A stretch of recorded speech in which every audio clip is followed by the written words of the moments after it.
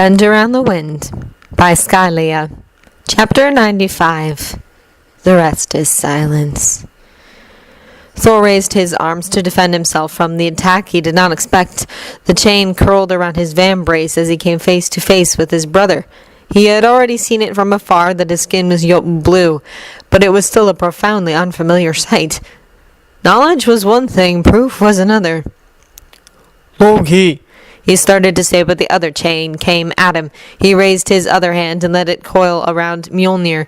He wished he weren't so well versed in fighting his brother. Thor, I told you something's wrong with him. He heard it in his ear. It was true, Bucky had warned them all, but it did not deter Thor from approaching his brother. The only reason he got here first was because Iron Man was unable to leave the battle he was currently engaged in around the other ship. Is he alright? Is he hurt? Stark asked him almost at the same time. Thor looked at his brother, and he was unable to answer.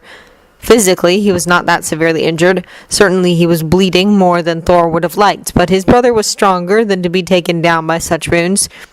No, the wounds were not what worried him. It was the way Loki looked back at Thor. The rage on his face should have been familiar, considering the way their relationship had been in recent years, but it was anything but. There was not an ounce of recognition in his brother's red eyes. Loki tried to pull his chains back, but Thor did not allow it. He twisted his arms, letting the chain coil around his vambrace and Mjolnir some more. If this would have been a real fight, he would have never done this, since he was essentially trapped, but he was not here to fight his brother. Loki noticed what he did and pulled harder on his chains, trying to get Thor off balance, but he was strong and heavy enough not to be easily dislodged. The chain shifted on his left forearm, digging into his wrist. Thor could feel its coldness biting into his skin, but he ignored it. When Loki noticed that Thor would not be moved, he locked his gaze on him for a second. There was more than just anger there. Even with the unfamiliar colors, Thor liked to think that he knew his brother's face well enough to recognize his emotions, at least the ones he did not try to hide. And right now, he was not hiding anything at all. I am not here to fight you, Thor shouted, but his words did not achieve anything. In fact, he noticed that ice was growing upon the chains. He had never suffered the touch of a Jotun before, and he was not planning to experience it now either. Loki charged at him, someone like him to run head first at an opponent, but still very familiar. His body knew what to do, even if Loki himself was not fully aware of the world around him. Thor trained alongside his brother since they were boys, so such an attack was easy enough to avoid for him. He quickly turned, getting out of his brother's way, and twisted Mjolnir one more time to wrap the chain more firmly around it. Then he swiftly put it down, trapping the piece of chain underneath it. He quickly freed his other hand from the icy chain and let go of his hammer. Loki realized immediately that he was trapped, and his attempts to free himself grew more and more fervent.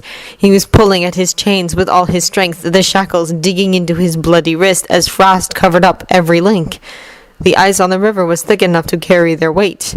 But this was but a temporary solution. If Loki wouldn't have been so lost in his own mind, he probably already would have shattered the ice beneath Mjolnir instead of trying to move his chain. Loki, peace. I am not here to harm you. He spoke again, but his brother still did not react to the words. Thor watched how his struggle turned more desperate, and it hurt his very heart to see it. His face seemed so very naked, for all his masks were missing. He was angry and hurt, but what truly made Thor's guts churn was that he was afraid, so very clearly afraid. Thor got down on one knee, trying to get in Loki's line of sight.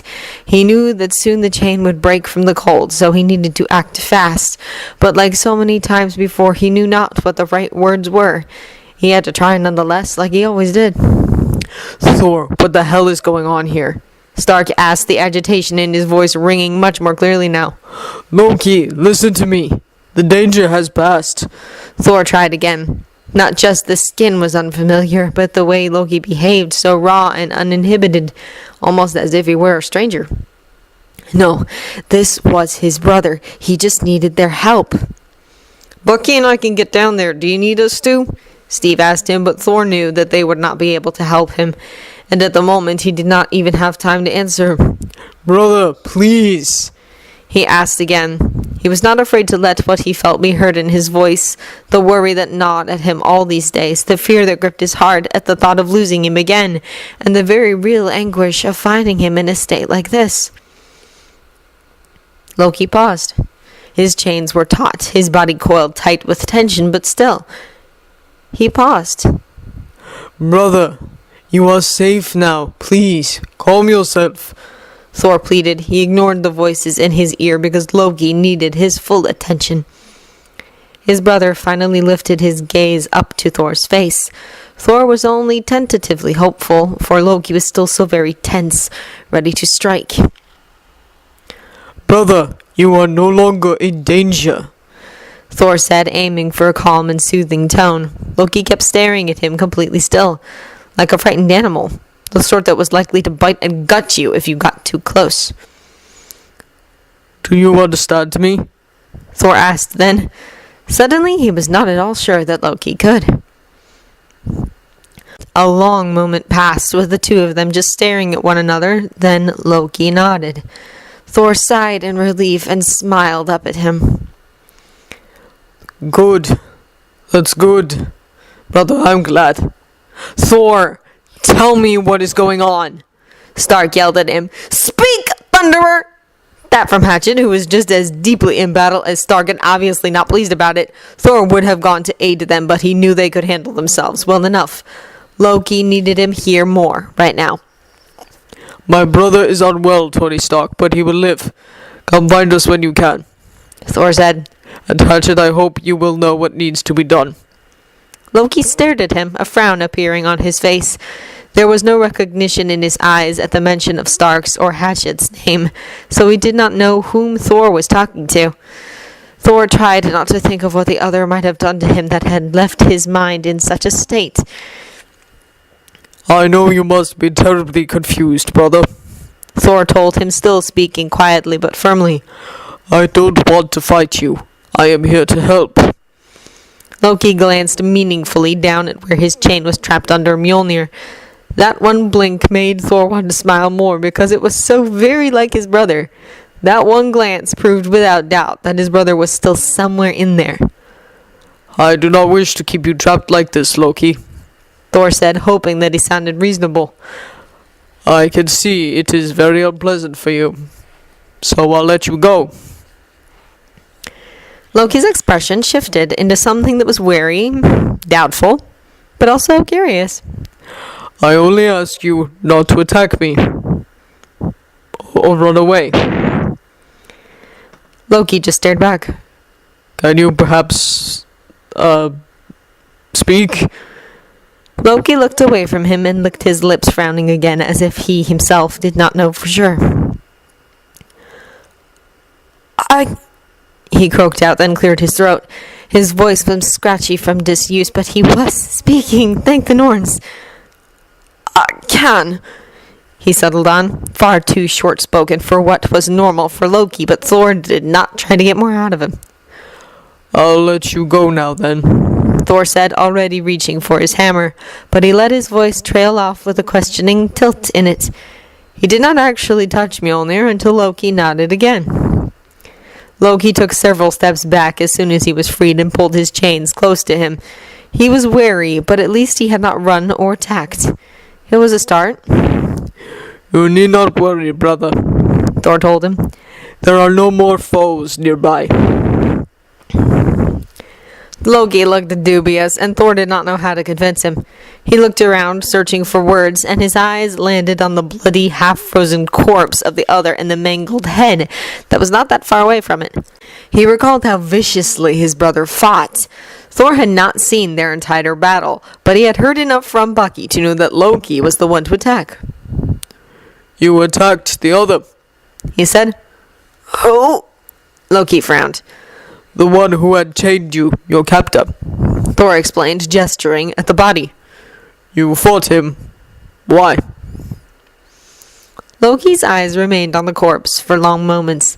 He shook his head a little, as if shaking off a daze that was upon him. Loki seemed to hesitate. I had to, he settled on. I had to. Thor put up his hands in a placating manner. Loki needn't defend his actions. The other was a vile and wicked creature. This was the fate he deserved. Your instincts told you so, Thor said. and they were right. They made you recognize your true enemy. You knew it in your heart that he only meant you harm. Thor had never seen his brother attack with such anger, with such berserker rage. He thought Loki was overwhelmed with fury whenever they fought in the past, but now he knew what Loki's true hatred looked like. He was glad that it was never aimed at him in such a way. Now what do your instincts tell you, brother? He asked then. Am I here to hurt you? Loki stared at him for a long moment, contemplating him, searching his face. Then he shook his head slowly. Thor smiled in return. Loki kept his distance from him, but he gradually relaxed as well. His wounds were still bleeding and they needed tending, but they were not critical, so Thor did not force the issue. The others had asked him question after question, but soon enough Thor had enough and removed the device from his ear. He told them all that he could not be distracted right now, and that was the end of it. The momentary peace he found with Loki was a delicate thing. He needed to tread lightly, so he had to pay close attention to everything Loki did. His brother's demeanor shifted some after he seemed to accept that he would not need to fight anyone else just yet.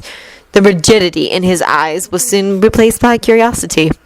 He observed everything with the utmost scrutiny, mainly Thor.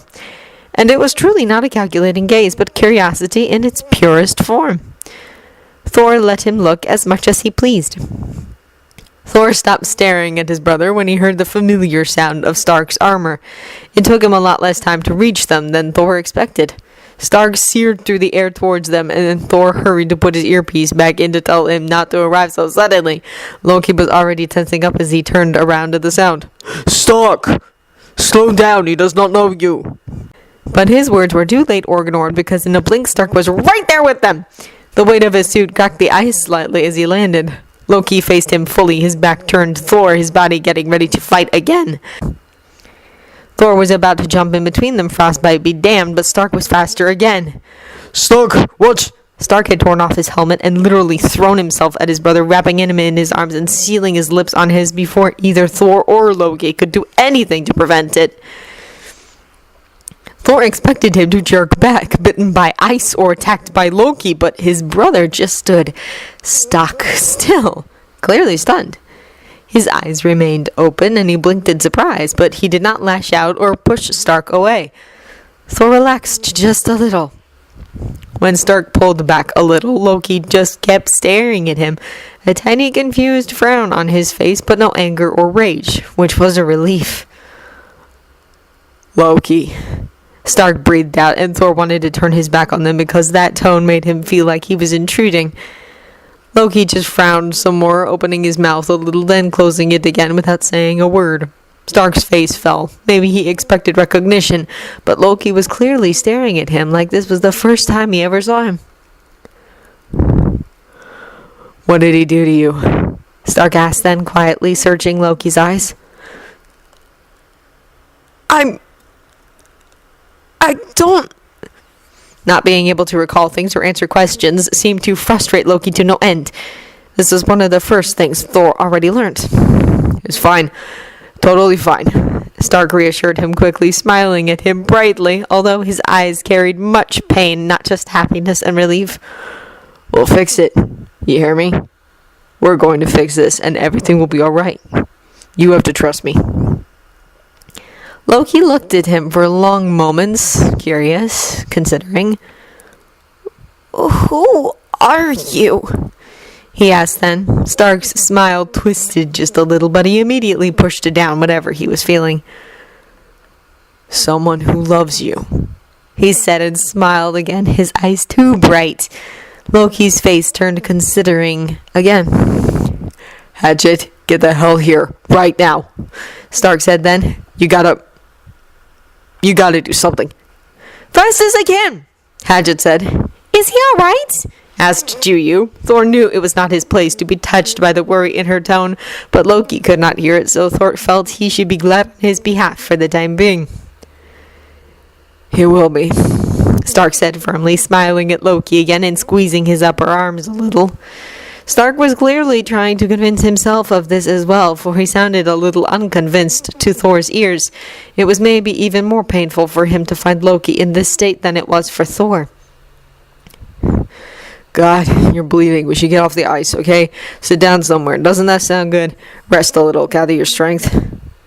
Loki nodded and let Stark grab his hand and lead him towards the bank. Thor followed them. Stark didn't seem to realize.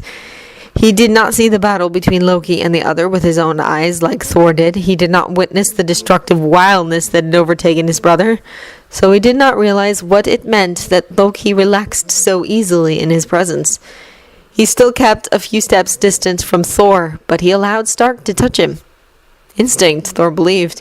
He knew it deep down that the other was enemy, and now he knew that Stark was not.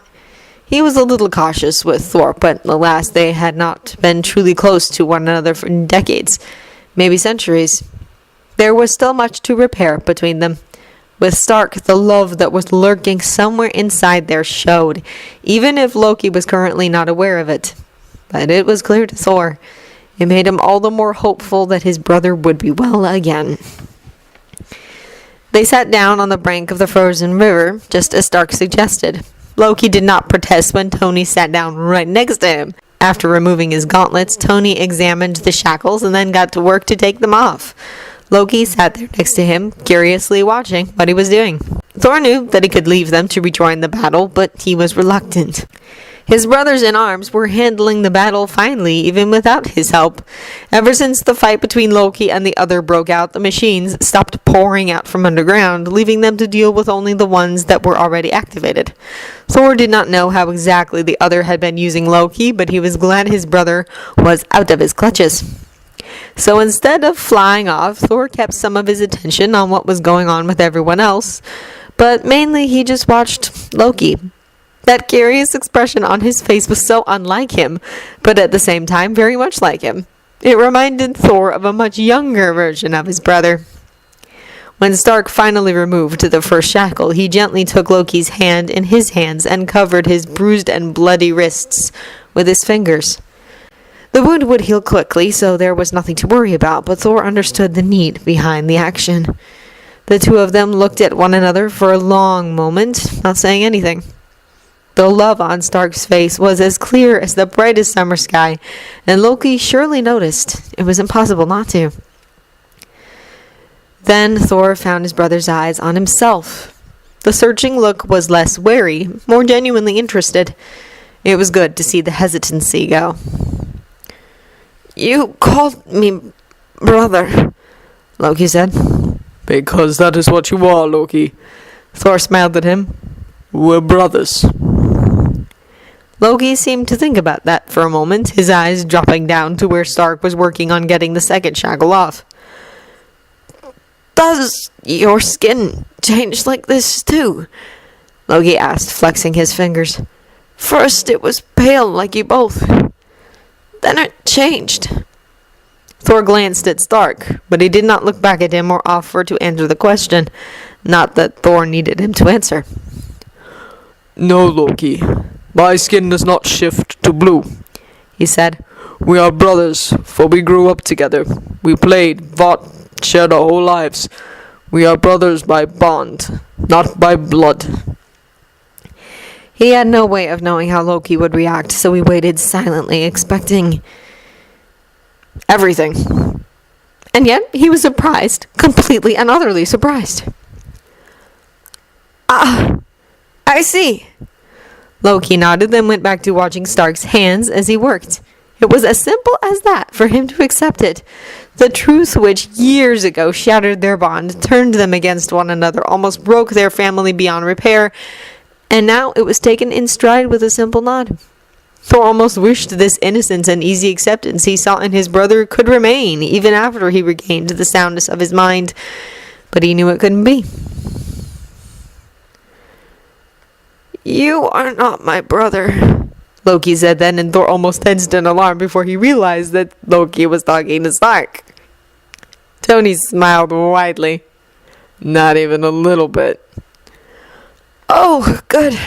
because you are looking at me in a very unbrotherly manner," Loki said. It made both Stark and Thor laugh. Loki seemed pleased by the reaction.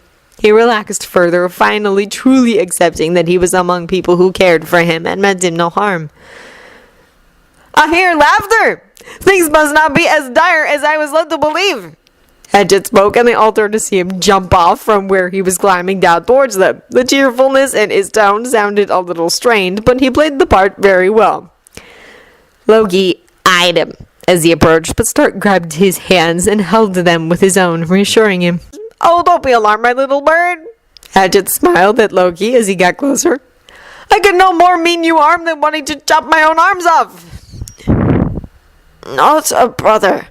Loki squinted at him. Hedgett laughed loudly and brightly, just as Thor always heard him laugh. "What gave that away? The ears?" he asked with a grin and turned to show off his long, pointed elven ears. "Are my good looks none of you could ever hope to compete with?" The curiosity with which Loki looked at Hatchet was unlike the way he looked at Thor or even at Tony. The elf was always good at appearing non-threatening, and it worked like a charm this time as well. Loki's interest was piqued quickly. "Now what do you say, my prince?" Hatchet asked. "Can I take a look at that poor head of yours? It must be in such a mess." Loki was obviously surprised by being called a prince, but he visibly dismissed that part and focused on what followed it. "You can help?" he asked. "I don't know yet. You need to let me take a look. See what that son of a whore did." Loki glanced at Thor, then at Stark, but he did not ask for their opinions. Even so lost, his brother was adamant about deciding for himself. The thought made Thor smile. Loki stared at Hatchet for a handful of moments, then nodded in agreement. Hatchet smiled one of his bright and friendly smiles and moved closer. "Hey, Thor, is everything all right over there?" Steve asked, almost startling Thor. He was so intently watching his brother and Hatchet that he paid no attention to anything else. He walked a little further away to not disturb whatever magic the elf was weaving. "Aye, Captain, I believe so," Thor said. "How about you? Do you need aid in your battle?" "No, we have everything under control. Most of the robots are down. Drongo, the Hulk, and the Old Strongs are cleaning up on the outside, and the rest of us just got inside the other's ship. Not many soldiers here, and most of them surrendered when they noticed we're here." "That is good news." Thor agreed. The battle was won, and they were victorious. "Anyone inside? Anyone injured?" "Nothing serious," Steve said after a moment. "I mean, I don't know about the guys outside. I can't actually ask them." "We're doing well, Captain," Drongo interrupted suddenly. "Kyra and I decided to go down into the tunnels to make sure we won't be attacked again." "You gotta be careful down there," Steve warned him. "One of those tunnels collapsed on us earlier." "We will be, Captain," Drongo said. "Hey, Thor!" You spoke then. "Stark is offline. How is he? And Loki?" "Stark is fine, and Loki is also not seriously injured," Thor said. "I hope Hatchet can decipher what ails his mind." If the elf's knowledge did not suffice, they could always return to the Nine Realms and search out the sorcerers of Vanaheim or the mages of Alfheim. Thor very much doubted that asking the sorcerers of Asgard was an option. His brother wouldn't want to go there, and Stark and Hatchet were not likely to allow it. "Just keep us posted, will you?" Juyu asked. "Stark always has a one-track mind when Loki's injured, so he's not going to remember to let us know what's happening."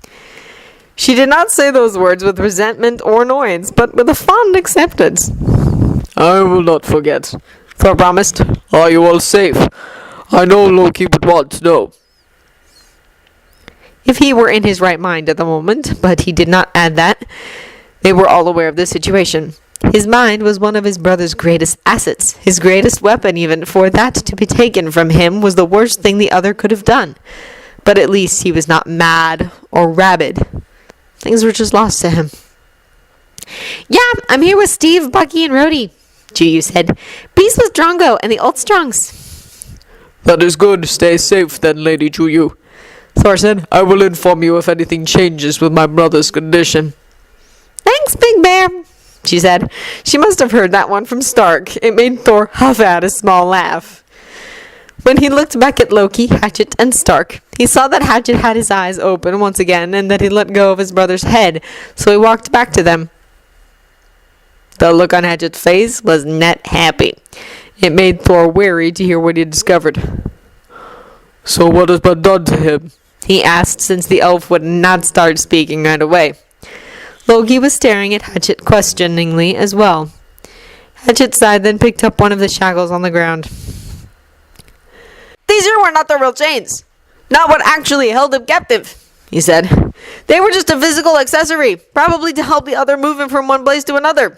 So what held him captive? Stark asked. Chains of another sort, forged from the very essence of his own magic, he said. Some of it is still here, like hooks in his flesh. The chains were broken, but not removed. It should be painful even now. I don't feel pain, Loki said, tilting his head. Well, it does hurt where I bleed, but it's not that bad. No, thank the Norse, it would hurt if you were not in this form, Hatchet explained. You see, it had to be an endless circle. The bonds the other used to capture him reacted to his magic, so his magic fought back instinctively, which just made the hold stronger, made these hooks dig deeper, and that made your magic fight it more, and on and on and on. And the power he harnessed from this endless struggle, that's what breathed life into all these machines. So he broke the circle? Stark asked. The powers the Jotnar wield are nothing like Loki's natural magic, Hatchet said. These chains, they could not bind it. The hold on his mind is still there. So are some of the other remains of this thing that the other created. But Loki's magic is so deeply buried right now that its presence is almost completely gone. The bindings have nothing to latch onto. But if he shifts back to his Aesir form, they will attack again? Stark asked. If they are not removed beforehand, Hatchet nodded. Can you remove it? Loki asked him. What he did to me? Hatchet looked at him for a moment, his face going tight with an emotion Thor could not read. I can. I could try, but... But what? Stark questioned. Hatchet kept his eyes on Loki, his expression growing more and more frustrated. Hatchet, what do you mean, but? Stark demanded. But it will be painful. If I do this... These bindings, these hooks, they have buried themselves so deep. He reached out and put a hand on Loki's face. Loki let him. I can do it. Free your mind from this hold. Tear off these bindings he had put upon you. But it will hurt you, little bird. I will have to hurt you to do it. Thor felt his hand clench on Mjolnir tightly, and now he understood the look on Hatchet's face and the strange wavering in his tone. How could he ever been so blind to think that a failing could not feel like others did? Loki looked back at Hatchet, then over to Stark, finally at Thor. He looked more than reluctant. Thor could not imagine how much pain he has been through, and now to inflict more upon him. Is there no other way? Thor asked. Something else you could do? Hatchet turned to look at him angrily. If there was any other way, you think I would ever suggest this one? He asked, but he obviously wanted no answer, because he turned back to Loki right away. Hurting you was the last thing I would ever want to do, but you cannot remain in the hold of this vile creation. Loki still looked averse to the idea, but he nodded a little. Hatchet did not look relieved by the answer. Thor, you need to help me hold him down, Hatchet said, his voice growing hard. What? He's going to fight. He won't be able to help it, Hatchet said. You need to hold him down so I can work. The very thought churned Thor's stomach. There were no words for how very much he did not want to do that. But he nodded anyway, because what else was he supposed to do? Refuse to help? No, it did not matter how he felt about this. Thor put his hammer down and knelt on the ground behind Loki. Stark, let go of his hand, Hatchet instructed. Why? Stark asked as he clenched his hand around Loki's stubbornly. Because he's going to break it if you don't, Hatchet told him firmly. Stark removed his hand after a few moments, but he only moved it over to Loki's upper arm, not willing to let go completely. It's gonna be fine, okay? Stark said quietly, capturing Loki's attention. Thor? Hatchet prompted. Thor took a large breath, and with heavy heart he wrapped his arms around his brother in a firm hold, one that he would not be able to break no matter how he moved or fought. Loki tensed at the touch for a second, but then he relaxed against Thor's chest. His skin was a little strange, rough and cool, but Loki himself was exactly the same. I'm gonna be right here, Stark said. We're all right here. It'll be over quickly, and then you're gonna be fine, okay? He kept speaking, an encouraging smile firmly plastered on his face, even if his eyes were once again too bright and too wide. Hatchet reached out. He put one hand on Loki's chest right above his heart, and a second one to his forehead. I'm so sorry, little bird, he whispered a little brokenly right before violet light flared up beneath his palms and Loki started to scream. Thor shut his eyes and held him close as Loki tensed and started to trash. He wished he could soothe him, lessen his pain, but he could do nothing but hold on tightly, tell him without words that, I am here, brother. I won't let you go. Hatchet shifted his hands, and Loki's scream stopped. He breathed heavily, his chest rising and falling rapidly under Thor's arms. His whole frame was trembling, his skin growing even colder than before. No! No more! No! Loki mumbled, and it made Thor ache.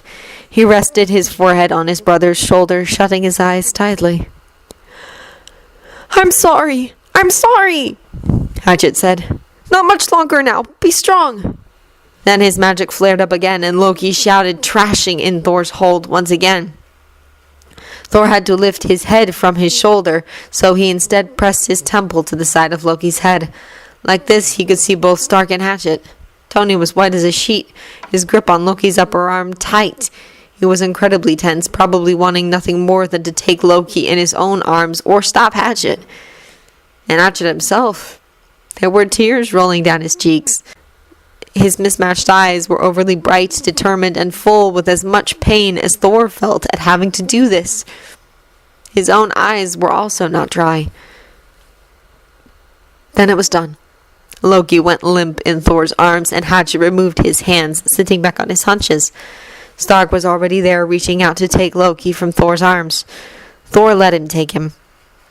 He only noticed that Loki was unconscious when Stark sat back down, now holding onto Loki tightly. Did it work? Tony asked, sweeping some hair out of Loki's face carefully. He's still blue, but is he gonna be fine? Hatchet rested both of his hands on the ground, his head hanging between his shoulders. Yes, he needs rest, but he should be fine when he wakes up.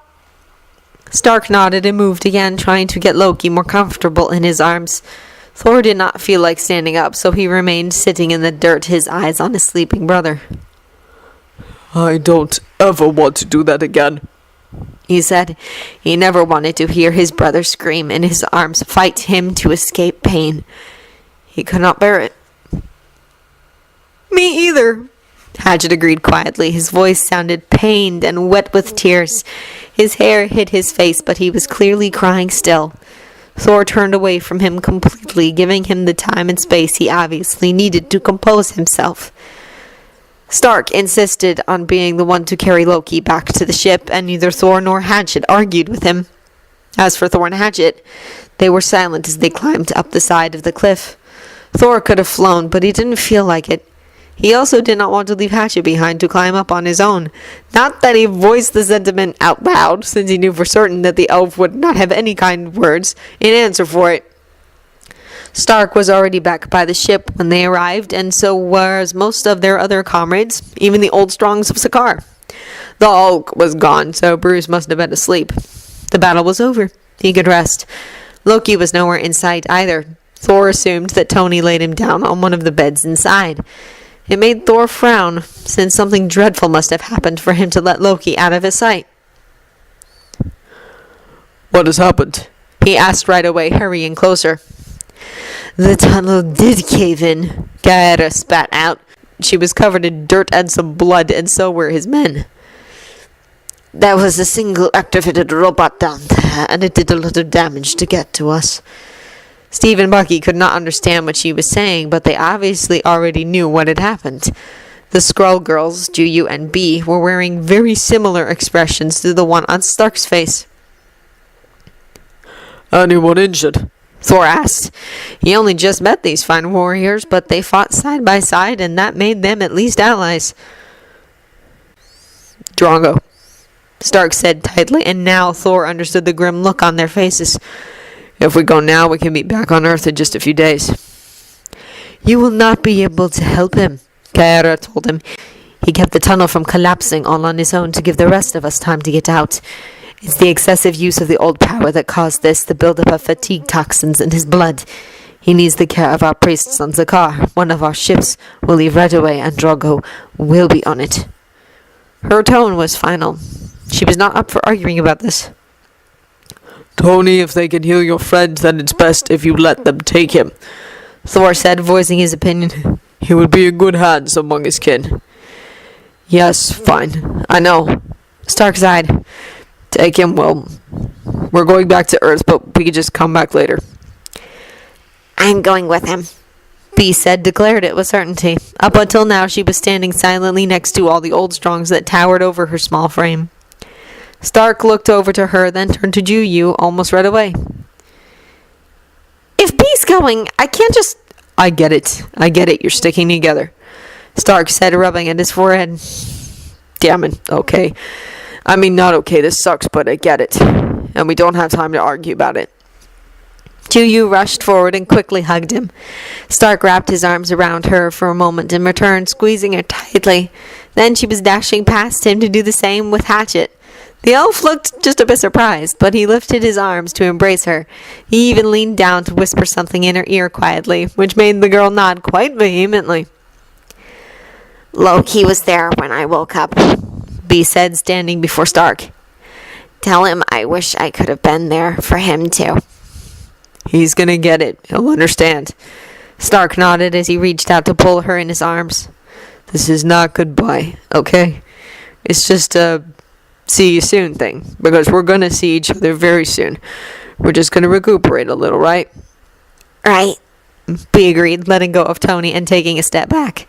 Juyu was already standing next to her. You so totally can't leave me alone, which is Loki and Hatchet. Tony said then, his voice turning lighter. They're gonna drive me mad, and someone's gonna die. And by someone, I mean Hatchet. We wouldn't want that. Bee smiled, begging him. You watch out for each other. You hear me? Stark told them firmly. You got it, Commander. Juyu smiled as well. Some of the old strongs already turned to leave, and the girls followed them. Kaera lingered for a moment. Tell your friend. Bruce? Tony prompted. Yes, tell him the Hulk was impressive in battle, but it was cute when he turned so tiny. She smiled just a bit and then turned to leave as well. They all stood in silence for a moment, but then Stark snorted and turned back around to look at them all. Okay, I want to get out of here as soon as possible. There's a lot of advanced tech here, Bucky said. Just saying, are we just going to leave it all here up for grabs? It's not our responsibility, Hatchet said right away. The planet is doomed. Soon everything will be gone. What about the other ship? Rhodey asked. And the hostages? The remaining old strongs will take care of them, Stark said. The ship itself, that's gonna burn. Nobody is going to get their hands on the technology he has on it. He made the statement vague, but it was obvious to Thor that he was referring to what was used against Loki. Thor couldn't agree more with him. Such a vile creation had to be thrown into flames. If Fury knew, Bucky remarked. He won't know anything, Steve said. Tony's right. Nobody should have this technology, especially not S.H.I.E.L.D. or anyone else on Earth. We're not taking back anything. They all nodded in agreement. Bruce was awake by the time the other ship went up in flames several hours later, but Loki was still deeply asleep. He slept when the remaining shadow people gathered all of the other's soldiers, herded them toward their own ships, and left. Even when they themselves took off to leave the planet behind, Loki was still cold, Jotun blue, and fast asleep.